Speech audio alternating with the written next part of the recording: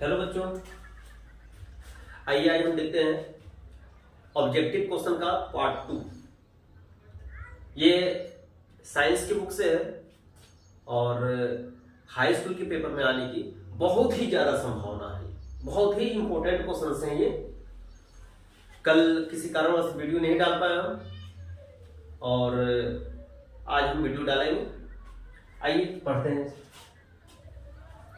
सबसे पहला क्वेश्चन है SO2 plus H2S gives H2O plus S।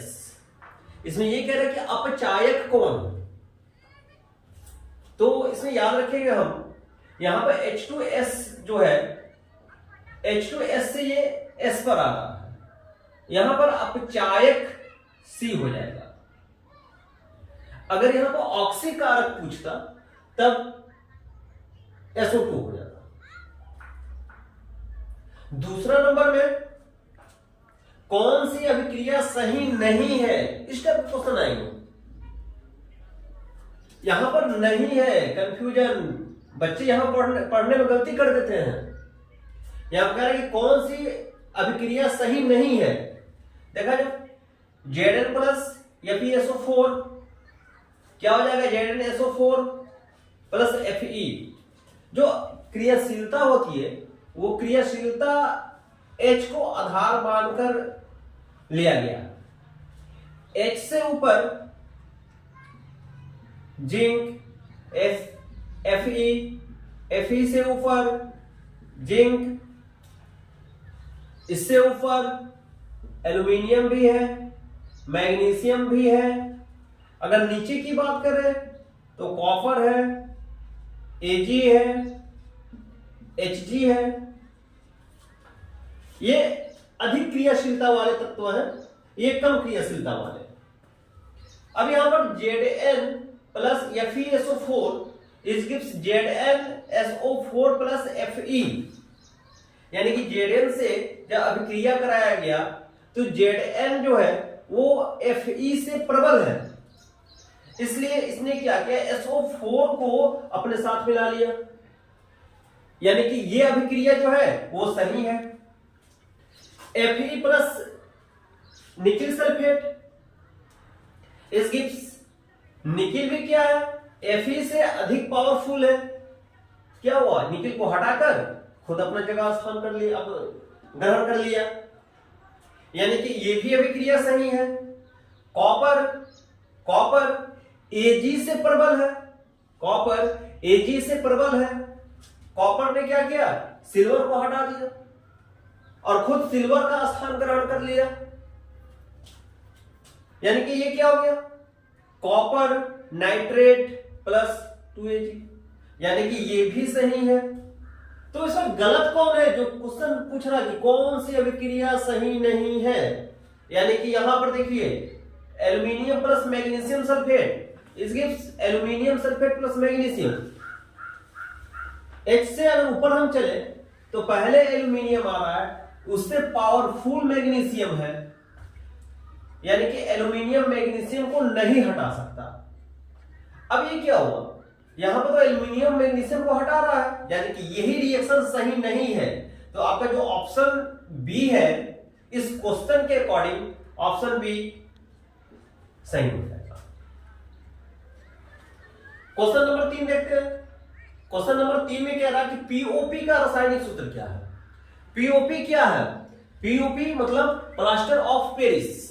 POP plaster of Paris, इसका रासायनिक सूत्र क्या है।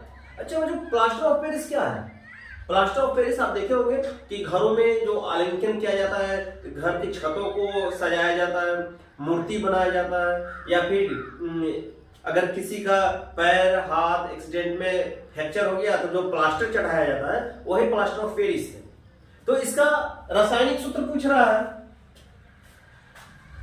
पहला ऑप्शन है कैल्शियम सल्फेट ट्राइहाइड्रेट, ये गलत है, ये नहीं हो सकता। Calcium hydrate, calcium sulphate dihydrate, ये भी नहीं है। कैल्शियम सल्फेट मोनोहाइड्रेट नहीं है। इसका सही आंसर है calcium sulphate hemihydrate. Calcium sulphate hemihydrate. उसके बाद है चौथा नंबर, एक विलयन का पीएच मान, ये पीएच मान क्वेश्चन ऐसे भी हो सकता है कि पीएच का मतलब क्या होता है। इसमें पी लेटर जो है उसका मतलब क्या है। पी लेटर का मतलब हो गया पोटेंशियल, एच का मतलब हो गया हाइड्रोजन, पोटेंशियल ऑफ हाइड्रोजन यानी कि हाइड्रोजन की शक्ति। तो यहां पर पीएच मान 5 है तो वह किस प्रकृति का होगा। तो जो भी 7 से नीचे आ जाए वह अम्लीय प्रकृति, 7 से ऊपर जाए क्षारीय प्रकृति, 7 पर रह जाए उदासीन प्रकृति। यहां पर 5 है जो 7 से नीचे है इसलिए ये अम्लीय प्रकृति। एनटीपी पर वह अधातु जो द्रव अवस्था में पाई जाती है, बहुत ही इंपॉर्टेंट क्वेश्चन है ये, ऐसे क्वेश्चन कंपटीशन में भी पूछे जाते हैं। एनटीपी पर वह अधातु जो द्रव अवस्था में पाई जाती है। सबसे पहले बात एनटीपी क्या है सर, तो एनटीपी का मतलब नॉर्मल टेम्परेचर प्रेशर, सामान्य तापमान। ऑप्शन में क्लोरीन, ब्रोमीन, फ्लोरीन, आयोडीन, याद रखेंगे इसका option bromine is the right answer. Question number 6, असंतृप्त हाइड्रोकार्बन है। असंतृप्त हाइड्रोकार्बन, देखो जो हाइड्रोकार्बन होता है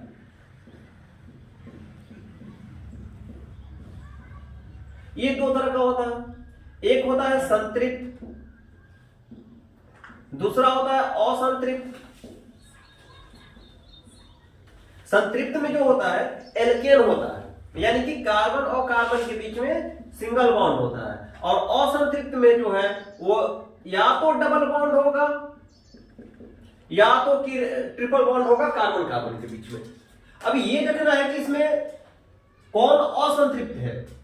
इसका देख लीजिए स्ट्रक्चर बनाकर, इसमें क्या है सिर्फ एल्केन, एल्केन एन शब्द आ रहा है।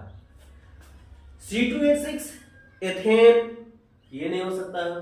CH4 मेथेन, ये भी नहीं है। C3H8 प्रोपेन, नहीं है।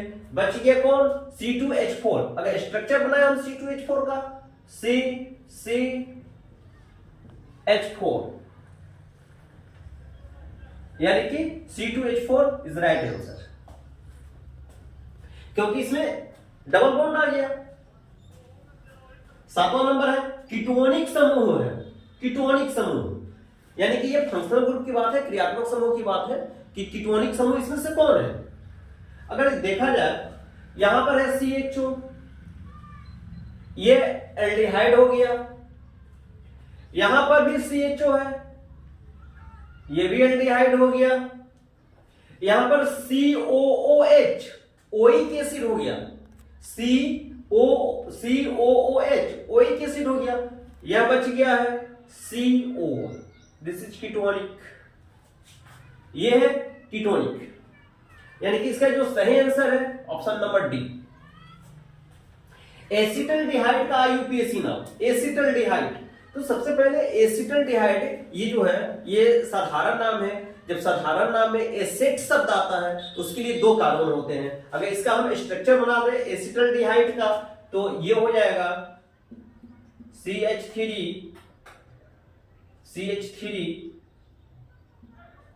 C double bond O H, ये हो गया। इसका IUPAC नाम लिखिए।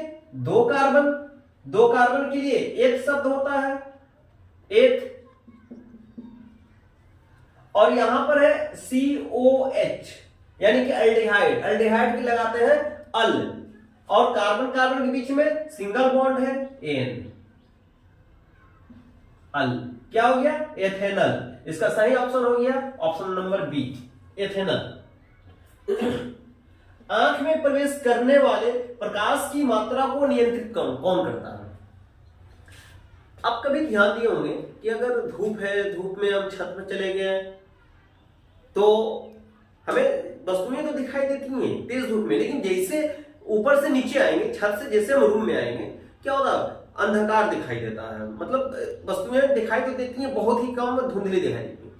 फिर धीरे धीरे धीरे धीरे क्या होता है ना कि वो वस्तुएं साफ दिखाई देने लगती है। यानी कि जो प्रकाश की मात्रा हमारे आंखों को आ रही है उसको कौन नियंत्रित कर रहा है? याद रखेंगे, पुतली यानी कि आइरिस। Option number D. 10वां क्वेश्चन कह रहा है कि एक विद्युत बल्ब पर 12 वोल्ट 30 वाट लिखा हुआ है। 12 वोल्ट 30 वाट यानी कि यहां पर 12 वोल्ट, यहां पर V इक्वल टू हो गया 12 वोल्ट